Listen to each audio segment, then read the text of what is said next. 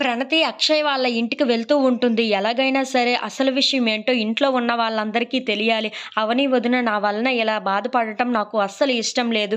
ఎలాగైనా సరే ఈరోజు ఇంట్లో ఉన్న వాళ్ళందరికీ ఈ విషయం ఎలాగైనా తెలియచేయాలి అని చెప్పేసైతే చాలా బాధపడుతూ ఇంటి లోపలికైతే వెళ్తూ ఉంటుంది. ఇలా అవని వదిన ఇంట్లో ఉన్న వాళ్ళందరికీ నా వలన దూరంగా ఉండటం నాకు ఇష్టం లేదు. ఈరోజు ఎలాగైనా చెప్పేస్తాను అని చెప్పేసైతే లోపలికి వెళ్తూ ఉంటుంది. అది చూసి ఇంట్లో ఉన్న వాళ్ళందరూ అయితే ఒక్కసారిగా షాక్ అయిపోతూ ఉంటారు. ఇంతలో అక్కడ ఉన్న ప్రణతి మాత్రం మీ అందరికీ ఒక నిజం చెప్పాలి అని చెప్పేసైతే అంటూ ఉంటుంది.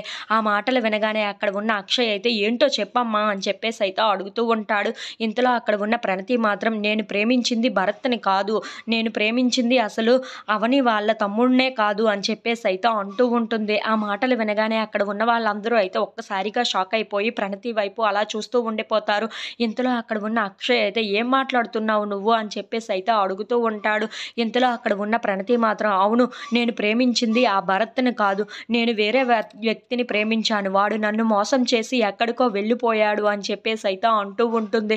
ఆ మాటలు వినగానే అక్కడ ఉన్న వాళ్ళందరూ అయితే ఒక్కసారిగా షాక్ అయిపోతూ ఉంటారు. అవును నేను చెప్తుంది నిజమే. అవని వదినే ఇదంతా చేయించింది. కానీ నేను ప్రేమించింది భరత్‌ని మాత్రం కాదు. వేరే వాడిని ప్రేమించాను. కానీ నేను చనిపోవడానికి వెళ్తూ ఉంటే అవని వదినే నన్ను ఆపి ఇలా చెప్పింది, ఇలా చేయించింది. అంతే తప్ప అవని వదినది ఎటువంటి తప్పు లేదు ఇందులోన అని చెప్పేసైతే అంటూ ఉంటుంది. ఆ మాటలు వినగానే ఇంట్లో ఉన్న వాళ్ళందరూ అయితే ఒక్కసారిగా షాక్ అయిపోతూ ఉంటారు. ఇంతలో ప్రణతి ఇంట్లో ఉన్న వాళ్ళందరికీ నిజం చెప్పి మళ్ళీ అవని దగ్గరికి వచ్చేస్తూ ఉంటుంది.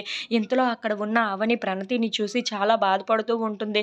అక్కడ ఉన్న ప్రణతి కూడా చాలా బాధపడుతూ ఇంట్లో ఉన్న వాళ్ళందరికీ చెప్పేశాను. ఇప్పుడు ఏం జరిగితే అదే జరగని వదిన అని చెప్పేసైతే అవని భుజం మీద పడుకుంటూ చాలా బాధపడుతూ ఏడుస్తూ ఉంటుంది. ఇంతలో అక్కడ ఉన్న అవని ఓదారుస్తూ ఉంటుంది.